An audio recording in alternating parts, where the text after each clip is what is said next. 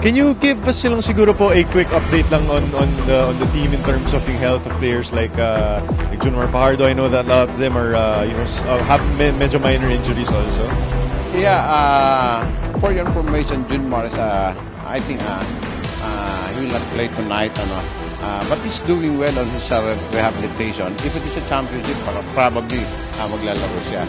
But we're thinking of a long term para sa kanya. And still in the strengthening process pa rin siya. Coach, talking naman about the team, syempre kahit wala si Arwin and Junmar, parang the team still has to go on and you have a good opportunity to climb up into the rankings and get the top 2 slot. No? Is the team prepared to play with or without Fajardo and Santos for for a few more games? Yeah, the good thing with this conference, we have an import and probably the import will do everything just to fill up the vacancy na iniwan ni Arwin at saka ni Junmar. But it always happen man in any team and then we have to be ready every time na this situation occur.